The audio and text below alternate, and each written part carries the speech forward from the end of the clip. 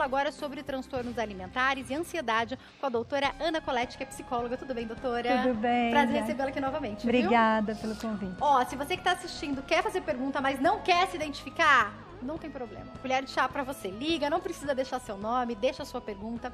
Eu percebo, doutora, e eu quero começar por aí, que quando a gente fala sobre transtornos alimentares, por mais que a gente tenha evoluído e falado muito sobre isso, ainda causa preconceito e ainda causa receio em quem está passando por isso de falar de uma maneira aberta. É verdade, doutora? Sim, é verdade. E esse é um dos malefícios aí da nossa cultura, né?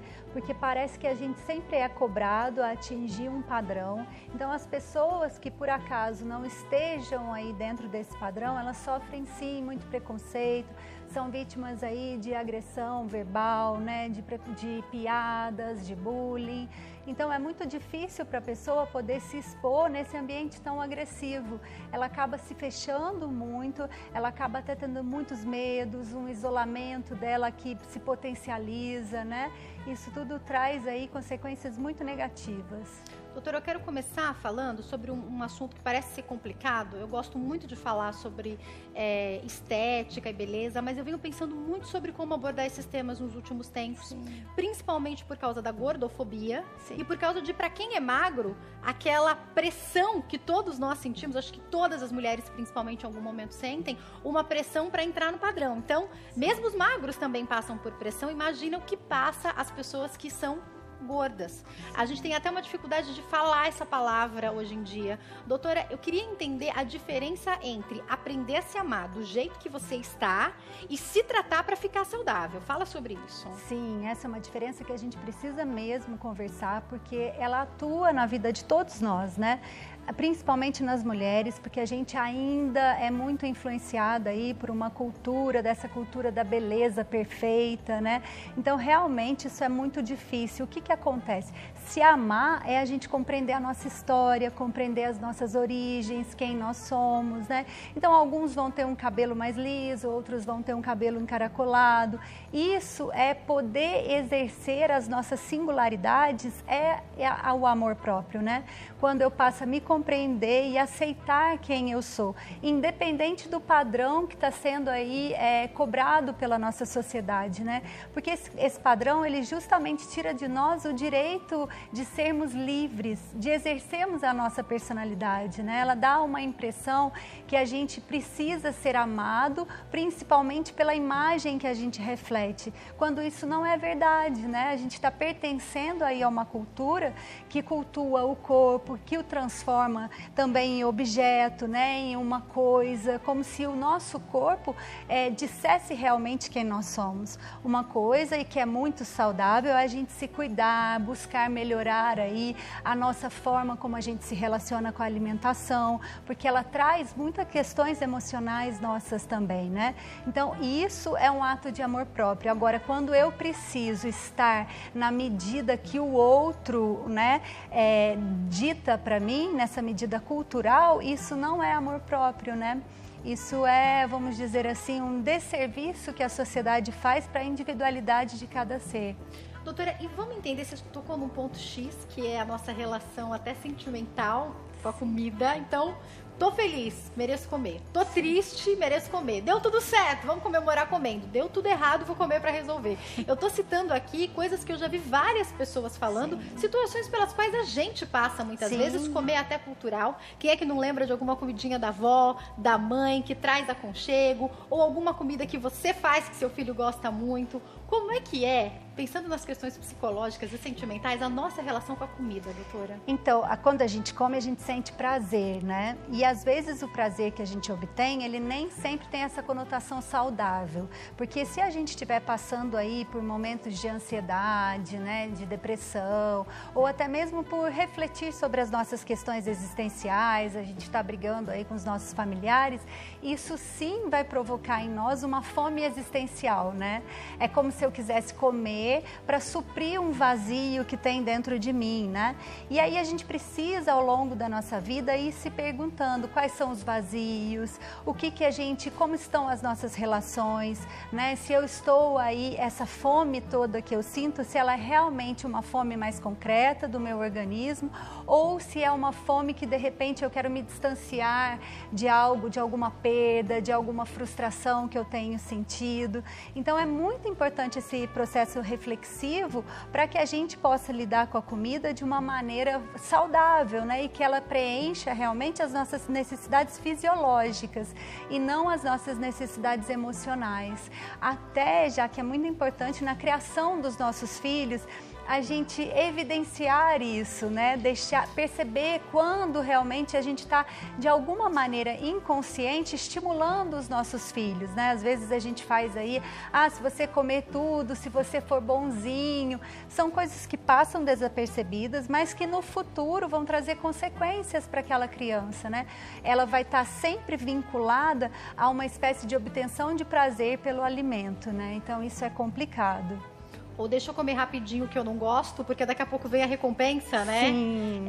Eu, como mãe, digo sobre a importância da gente...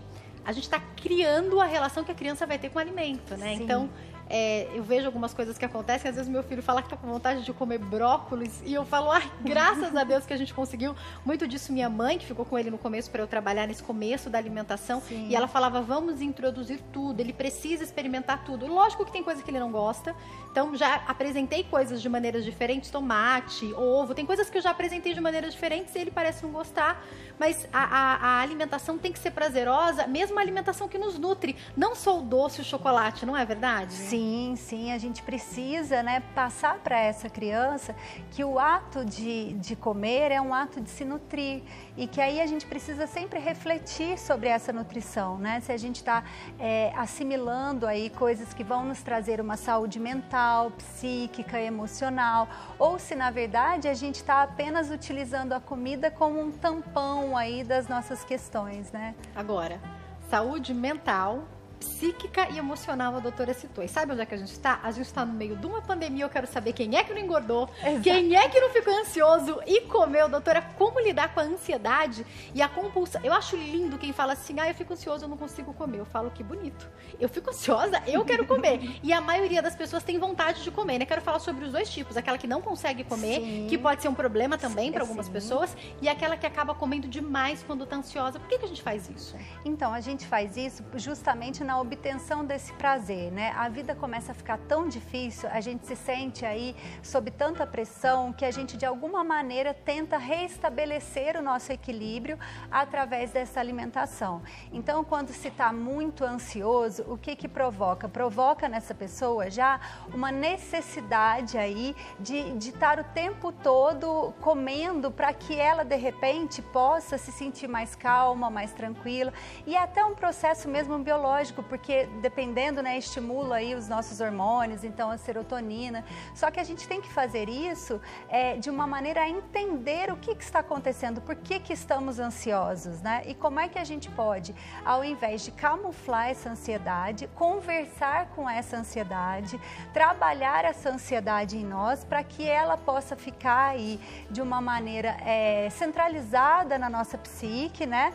Mas que a gente não use dessa ansiedade para comer ou para fazer algum outro ato compulsivo aí, né, como bebidas, drogas, que vão nos levar para a ruína. Então é muito importante a gente trazer os sentimentos, né, conversar com esses sentimentos, expor para nós mesmos como é que estamos. E na maioria das vezes a gente tem receio de fazer isso, porque vai tocar em dores muito profundas nossas, né? Tem que se centralizar e falar não, né?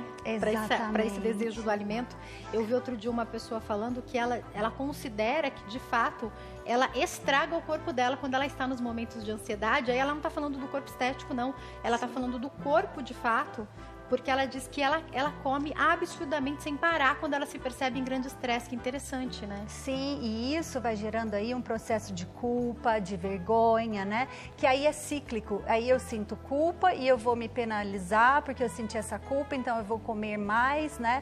Isso pode desencadear aí um movimento muito ruim, né? Trazendo consequências muito drásticas para a vida daquela pessoa. E aí vai trazer outras questões emocionais. Por exemplo, ela pode começar a ficar muito tímida, se retrair, ter dificuldades na hora de conversar, né? De se expor, ou até mesmo nas questões profissionais, familiares, com o parceiro, ela começa a sentir vergonha, não consegue mais se relacionar.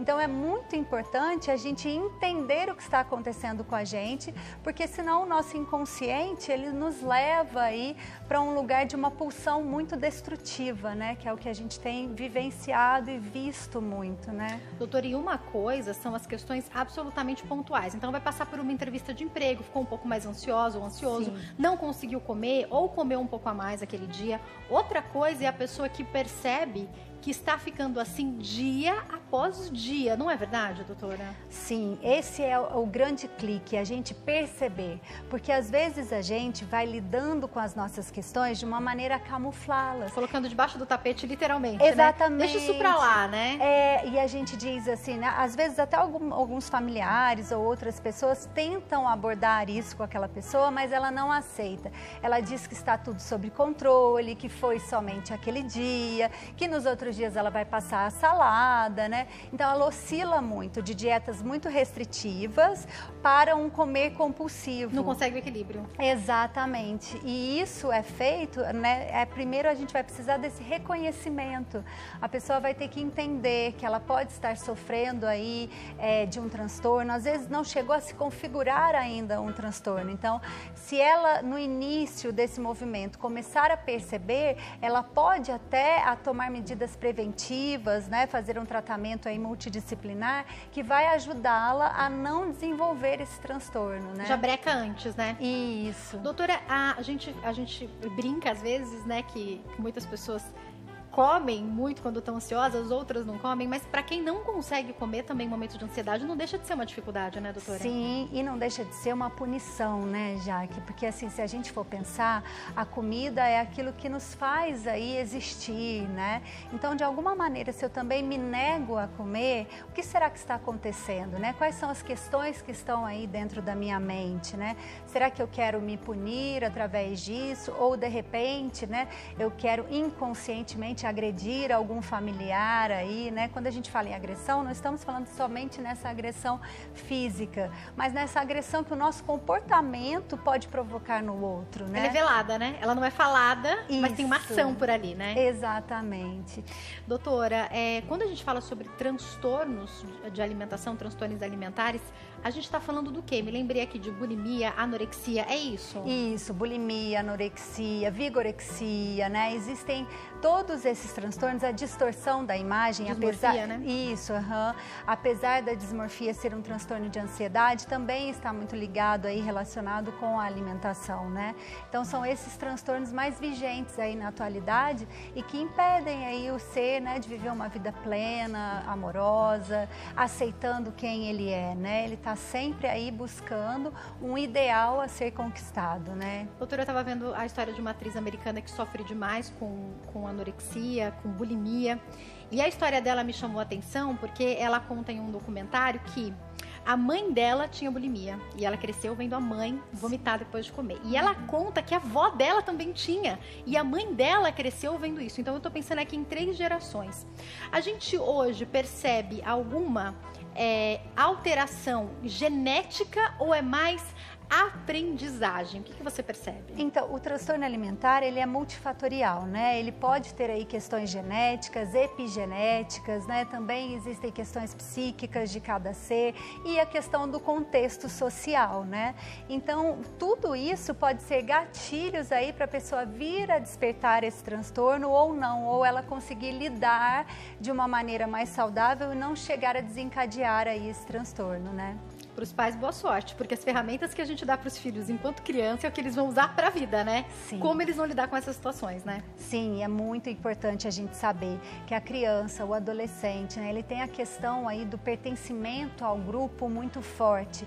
E se esse grupo é muito guiado aí pelo físico, por ele ter aí uma condição ideal, né, um corpo bonito, bem desenvolvido, imagina isso para um adolescente, ele não consegue fazer essa mediação, ele realmente pode acreditar nessa ideia que é vendida e até pela nossa cultura, né? Então ele sofre muito bullying, existem muitas questões aí que precisam serem muito debatidas em casa para que essas crianças possam ter aí uma estrutura psíquica, para poder fazer um enfrentamento com relação a essa expectativa do social, né? Olha, adolescentes que se machucam porque não sabem lidar com a sua aparência, né? Sim. A gente está falando de questões seríssimas e, infelizmente, em alguns casos, chegam até a suicídio. Então, é muito sério falar sobre isso, né, doutora? Sim, o transtorno alimentar, ele precisa ser conversado. Na maioria das pessoas, elas nem sabem que elas estão com um transtorno alimentar, né?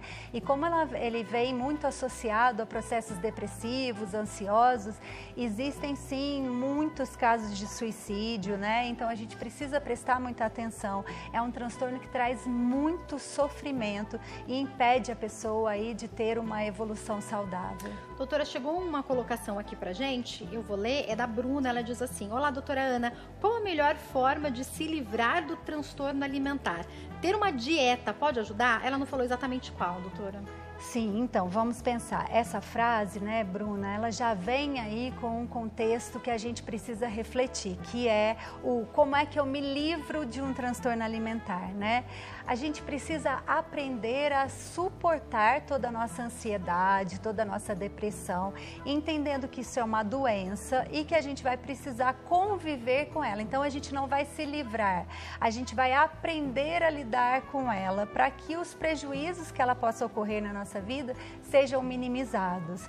Então, assim, falar em dieta é sim, a gente vai precisar que ela faça aí um tratamento multidisciplinar, então ela deve procurar um médico para que esse médico a oriente, passe a melhor dieta para ela, mas ela também precisa fazer um tratamento terapêutico para que ela possa entender quais as motivações que estão levando ela para esse caminho, né?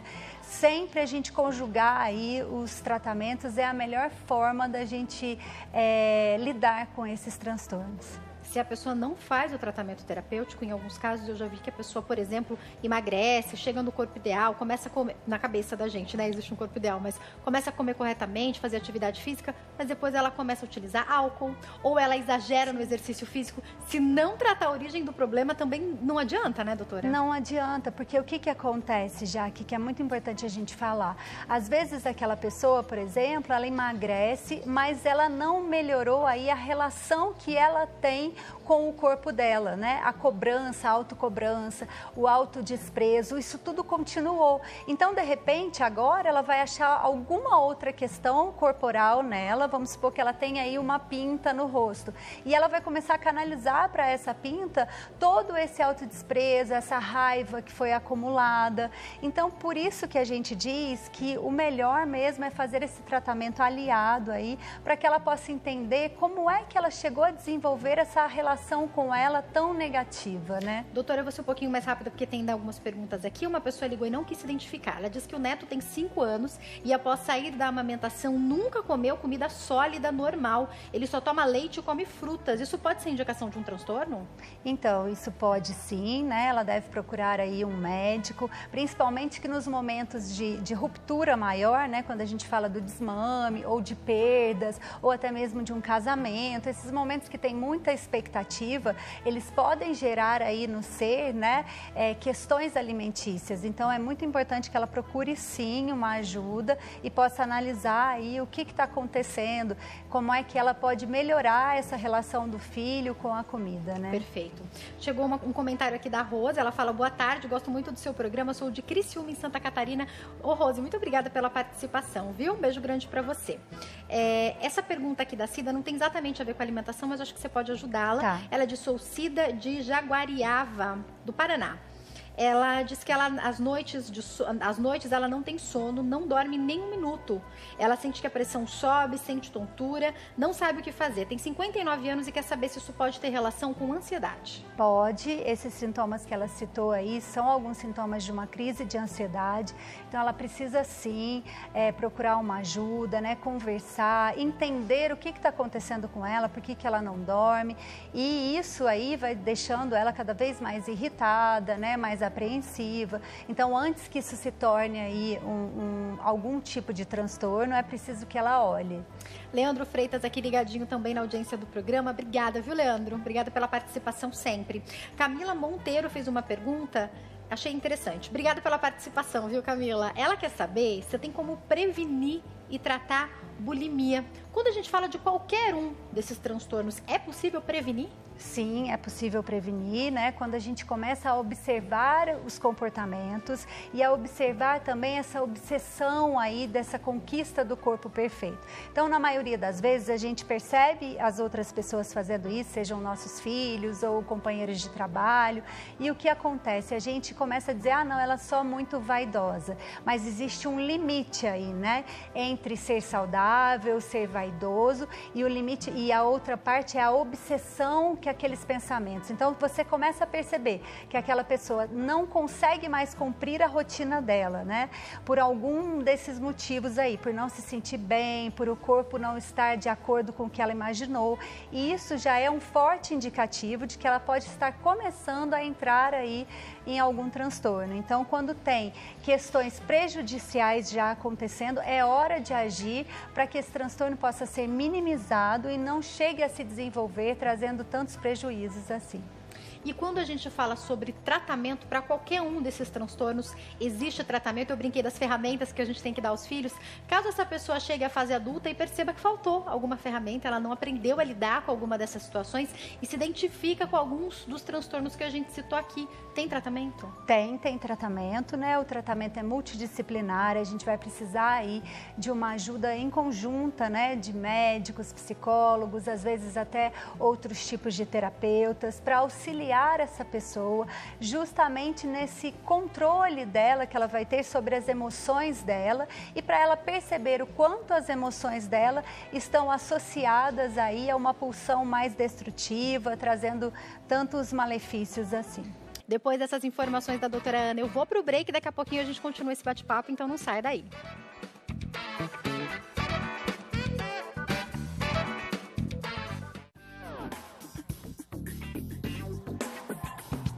O nosso programa está de volta conversando sobre transtornos alimentares e ansiedade com a doutora Ana Colletti, que é psicóloga e está esclarecendo as nossas dúvidas.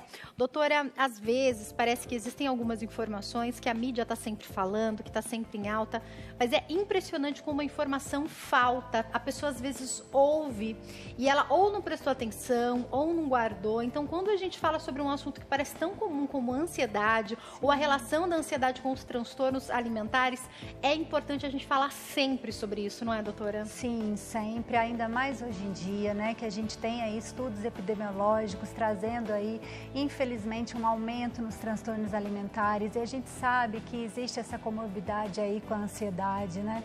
Então, a gente está passando por um momento pandêmico, né? Existem muitas questões aí que estão potencializando esses eventos ansiosos e a maneira como a gente enxerga o mundo, né? E aí, o importante disso é que a gente possa trabalhar as nossas ansiedades cada vez mais, conversando sobre elas, né? Tendo aí, se possível, um espaço terapêutico para fazer esse entendimento do quanto essa ansiedade pode trazer aí malefícios, né?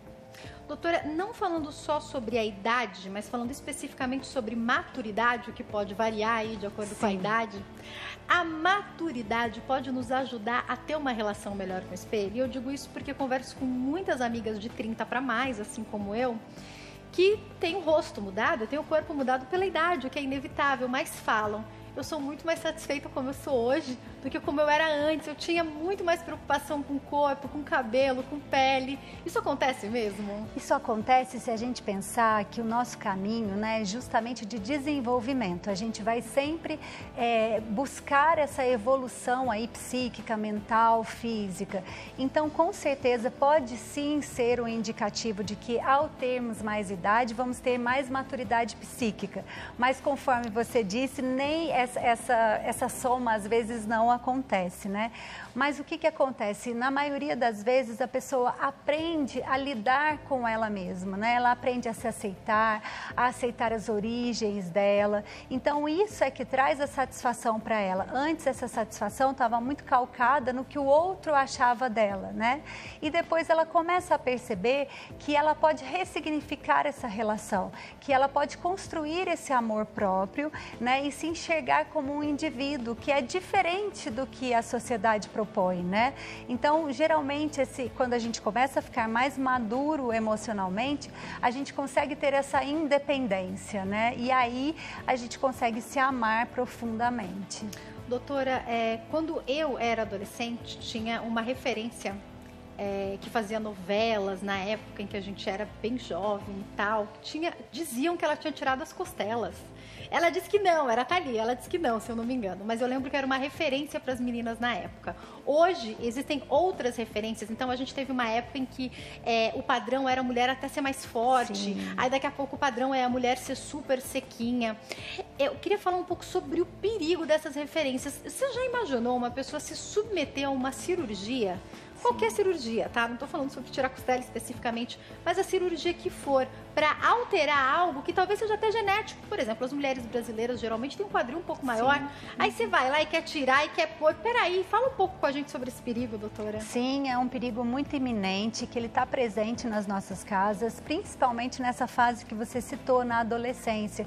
Porque justamente na adolescência a gente ainda não tem o nosso eu constituído. Então eu procuro muito esse olhar do outro, de aprovação, né? E o que está acontecendo hoje em dia aí com todas essas mídias sociais, né? E aí a gente precisa falar sobre isso, no que os filhos estão vendo, né? Porque o que acontece? O referencial de apoio deles geralmente são corpos muito perfeitos, né? Uma beleza inalcançável. Passada por um filtro muitas vezes, né? Que nem é real se fosse pessoalmente, né? Exatamente. Só que o adolescente, ele ainda não tem essa maturidade para distinguir isso. Então ele vai ficar nessa busca incessante aí por esse ideal, vai deixar de se conectar com ele e na maioria das vezes, sim, ele vai buscar recursos aí que vão ser muito destrutivos, né? Então imagina, nós somos um dos países que mais faz cirurgia plástica no mundo, né? E isso está muito atrelado justamente a essa busca por esse corpo perfeito, né? Então a gente precisa conversar muito isso, entender que a gente precisa ter uma satisfação que é interna e não uma satisfação calcada aí nesse ideal de beleza que muitas vezes a gente não vai alcançar porque está muito distinto do nosso biotipo, né? Doutora, uma pessoa com transtorno alimentar, que não passa por um tratamento psicológico, faz ali uma cirurgia plástica, faz uma lipo, faz uma abdominoplastia, ela vai continuar com o transtorno ali, não vai? Vai continuar com o transtorno. Tem que tratar de qualquer maneira, né? Exatamente, vai continuar insatisfeita. Pode até engordar de novo, se a preocupação era essa, né? Exatamente. E aí o que pode acontecer? Ela pode caminhar para aquilo que a gente comentou, pode caminhar para padrões muito depressivos, para tentativas de suicídio, porque antes ela achava que o problema era quando ela perdesse os 5 quilos. Aí ela perde 8 quilos, mas ela não consegue ainda sentir satisfação com o seu corpo, né? Então sempre a questão é a relação que a gente tem com o nosso corpo, né? Como é que eu enxergo o meu corpo? Eu me enxergo de uma maneira satisfatória, de uma maneira plena, ou eu estou sempre me enxergando de uma maneira depreciativa, estou sempre me julgando, estou sempre me condenando? Porque se a questão for psíquica, a pessoa pode emagrecer, pode tirar o que for, mudar o cabelo, que essa insatisfação e essa raiva, né, que ela acaba voltando para ela mesma, vai continuar ali.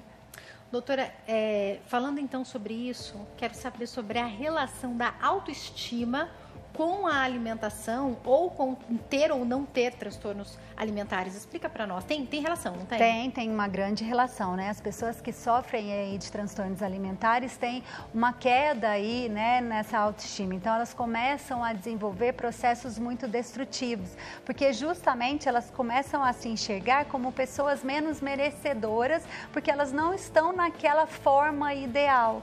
Então, o que acontece? Elas começam a se julgar, a se maltratar. Muitas delas chegam a fazer aí aquelas dietas muito restritivas, então passam às vezes 24 horas sem comer, né? E mesmo assim, às vezes elas não obtêm o resultado, porque esse resultado é um resultado muito inalcançável, né? Que a pessoa teria que fazer aí práticas muito abusivas com o seu próprio corpo, na maioria das vezes, para conseguir. Então, ela tem aí uma baixa estima muito grande, ela precisa ser ajudada, né? Os familiares precisam montar aí uma rede de apoio para que ela consiga ter uma relação mais saudável com ela mesma, independente da forma física que ela esteja. Doutora, vamos entender uma coisa importante. A obesidade, infelizmente, ela é associada a diversas doenças. Muitas vezes, quando a pessoa chega a um nível de obesidade, é o cardiologista, é o médico dela que fala, olha, você precisa emagrecer. Essa pessoa é encaminhada a um nutrólogo ou encaminhada a um nutricionista. Aí, talvez, seja necessário lançar mão de medicamentos. Alguns médicos, quando chegam a um nível muito grande dessa obesidade mórbida, falam, olha, aqui vale a pena assumir o risco e utilizar um medicamento X, seja lá qual for. Ainda assim, eu tenho visto praticamente todos os médicos baterem na tecla de que essa pessoa tem que ir para terapia. Explica para nós sobre isso. Porque é justamente isso. Se essa pessoa não mudar aí o padrão como ela se enxerga, ela vai ter um retorno para aqueles quilos que foram eliminados, né? E aí ela não vai ter a possibilidade de transformação mesmo, né? Porque ela está ali fazendo o tratamento médico, tomando remédio, mas assim que ela paralisar aquele remédio, ela vai voltar a engordar tudo de novo. Ou até mesmo pode acontecer, já que durante o processo da dieta que ela está fazendo, né, de ela ter uma autossabotagem tão grande que ela não consegue aderir àquele tratamento da maneira que ele precisa acontecer. Então, por isso que a gente precisa investir aí nas práticas terapêuticas, para que elas possam possibilitar que essa pessoa, além de aderir ao tratamento, que ela também ressignifique a sua relação com o seu corpo. Doutora, chegou uma pergunta aqui muito interessante. Eu não vou ler o nome não, porque eu achei que é bem específica aqui. A pergunta está expondo a família, né? Ela diz, olá, doutora, tenho sobrinhos e sobrinhas e filhos que não comem direito. Então, ela está falando que a família toda passa por esse problema com as crianças. Ela diz, minha filha só gosta de comer bobagem, não se alimenta direito. Como eu posso lidar para que ela coma certo? Ela faz necessidade nas calças. Isso pode ter alguma relação com o fato dela estar comendo errado? Infelizmente, ela não falou a idade da filha aqui, mas deve ser criança, doutora. Sim, sim. A gente pode dizer aí, pelo depoimento dela, né, que talvez a filha dela esteja muito regredida, né? E isso tem muito a ver aí com as questões de alimentação. Porque o que acontece, né? A gente começa lá de trás a sentir esse prazer, né? E às vezes a gente faz isso de uma maneira a chamar a atenção do outro, né? Então é preciso que ela investigue, leve a filha aí para um médico, para um terapeuta também, para que possa entender quais são as motivações dessa filha que pode estar tendo esses comportamentos de regressão aí, né? Voltando a uma fase mais primária e para que ela possa ressignificar essa história aí. Doutora, acho que vale falar que sem escolinha as crianças sofrem, porque a disciplina ela é muito auxiliada, na minha opinião, com a escola. Então, meu filho já comia sozinho, um pouco eu ajudava. Quando ele foi para a escolinha, ele imita os outros, daqui a pouco ele já chega e fala, não, mamãe, deixa que eu como sozinho o que eu aprendi. A falta da escola pode também estar atrapalhando, não? Sim, e muito, porque também a falta da escola, a falta da socialização com as outras crianças gera muita ansiedade, né, nessas crianças, porque elas estão sendo aí, infelizmente, poupadas de uma época que é essencial para elas que elas entrem em contato com as outras crianças, né? Como é que elas aprendem a regular as suas emoções? No convívio convívio com o outro. Então, justamente elas estão sendo tolhidas aí desse convívio. E com certeza isso está trazendo aí questões muito importantes, né? Tem muitas crianças comendo demais, outras que estão se recusando a comer, justamente porque elas estão passando aí por uma crise emocional muito grande. Então é preciso que a família apoie, que a família, ao invés de já julgar essa criança, né, que os próprios pais possam estabelecer uma parceria para tentar entender o que está acontecendo, né? Por que ela está lidando com a comida dessa maneira. E isso pode ser feito aí com o auxílio de profissionais que vão garantir para ela todo esse aprendizado. Doutora, eu tenho visto também, se por um lado eu falei aqui sobre amadurecimento, eu tenho visto muitas mulheres passarem por dificuldade com relação à sua aparência após terem filhos. O corpo, obviamente, muda. E tem gente que o corpo não muda, tem gente que o corpo volta quase ao normal. E sempre há uma comparação, né? Não, mas fulana teve bebê junto com você. E olha, fulana já voltou pro corpo dela. Ou fulana, aí compara com alguém da TV, que, né? Compara com alguém ali inatingível, inalcançável. Pensa aí numa artista famosíssima. Não, ela teve bebê junto com você e olha como é que estão as fotos dela na revista. Peraí, qual cuidado a gente tem que ter com essa comparação e o quanto a gente tem que aceitar que conforme os anos vão passando, a gente vai mudando mesmo. Sim, e que essa mudança não necessariamente é ruim, né? Às vezes aquela mulher, que foi o que a gente falou, ela vai começar a desenvolver uma relação com ela mesma muito mais saudável, porque ela vai deixar de ser tão crítica. Mas é muito difícil isso acontecer em um ambiente familiar, por exemplo, que cobra muito dessa mulher, né? Que hoje em dia a gente tem uma cobrança aí com as mulheres que é gigantesca, né? A mulher tem que trabalhar, tem que estar bonita, tem que estar sorrindo. Então imagina, é um monte de tenho que ser, devo fazer, que vai impedindo a gente de sermos nós mesmos, né? E de aceitarmos as nossas individualidades. Talvez o corpo daquela pessoa demore mais para voltar, ou ele não volte a ser como era, mas ela se sinta ainda mais bonita. Então nós temos que estar muito atentos a talvez esse senso crítico muito grande que a gente deve ter, né? Que a gente geralmente faz com a gente, mas que também a gente faz com as outras pessoas, como se a gente tivesse o direito de julgar a situação que o outro está, né? Doutora, para a gente caminhar para o fim do bate-papo, acho que vale a pena a gente falar esse pensamento do porquê você está em busca de um corpo diferente ou do porquê você entra nesse ciclo vicioso, nessa bola de neve, que é comer e se culpar e comer e se culpar de novo. Às vezes a gente quer mudar o corpo por causa do outro. Então, às vezes é uma mãe, às vezes é um marido, às vezes é a esposa, né? Acontece menos, mas pode acontecer com os homens também. Qual que é a importância da gente olhar para aquilo que a gente quer, doutora? Isso é sempre a maior importância, né? Porque quando a gente entra em contato com a nossa essência, com o nosso desejo, a gente liberta esse desejo e vai buscar a execução dele. Agora, quando a gente passa a se reprimir muito, esse é o grande perigo, né? Porque o que acontece? Tudo que a gente camufla dentro de nós, né? Vai ter uma válvula de escape que vai se encontrar e, de repente, essa emoção vai vir de uma maneira muito desequilibrada. Então, quando a gente está muito vivendo em função do outro, a gente precisa investigar o que está acontecendo com a gente, né?